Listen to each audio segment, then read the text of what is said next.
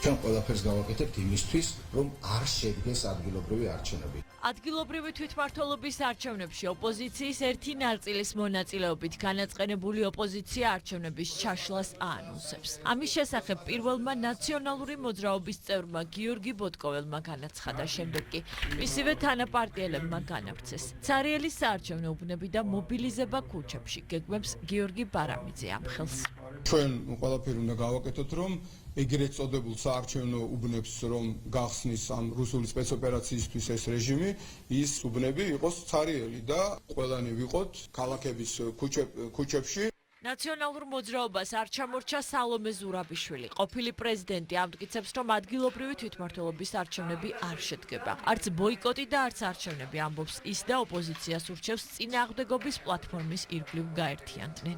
ვინმეს თუ ჯერა, რომ შეიძლება ჩატარდეს ადგილობრივი არჩევნები, ეს არის დიდი მითი. ბოიკოტი, როგორც კამპანია, რომელიც ისახავს რამე შედეგს, ესეც აბსურდი არის. ამიტომ ჩვენ არც არჩევნებში მონაწილეობის კამპანია არ გვაწყობს, არც ბოიკოტის კამპანია.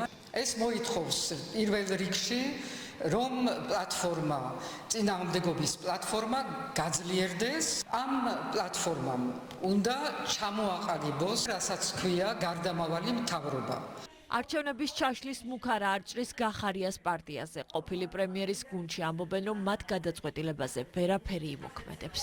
ჩვენ ძალიან დიდ პატივს ვცემთ ქალბატონი სალომეს პოზიციას, მის ჩართულობას ძალიან დადებითად ვაფასებდით და ვაფასებთ პროევროპული ფლანგის გაძლიერებაში, თუმცა მისი განცხადებით ჩვენი პოლიტიკური გუნდისთვის და ჩვენს გადაწყვეტილებებთან დაკავშირებით არაფერი იცვლება. ქართული ოცნება ნაციონალებისა და სალომე ზურაბიშვილის განცხადებებს ერთ კონტექსტში განიხილავს. განმარტავენ, რომ არჩევნების ჩაშლის მცდელობა არავის გამოუვა. არჩევნები შედგება ჯანსაღ გარემოში და საქართველოს კანონმდებლობის ყველა ნორმა იქნება ბუნებრივია დაცული.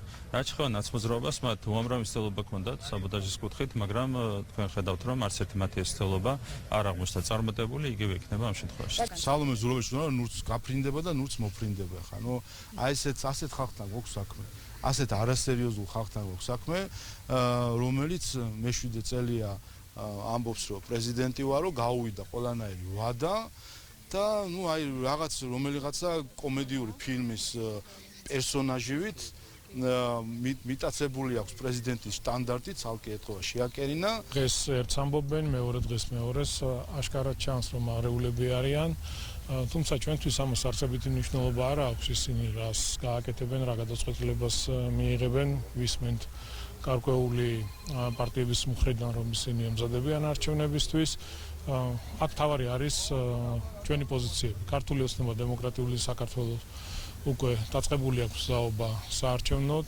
არჩევნებამდე 3 თვით ადრე ოპოზიციურ ფლანგზე დაპირისპირება პიკს აღწევს. სურათი უცვლელია. ლელო და გახარიას პარტია 4 ოქტომბრისთვის აქტიურად ემზადებიან. ნაციონალები და ყოფილი ნაციონალები კი არჩევნების ჩაშლას გეგმავენ.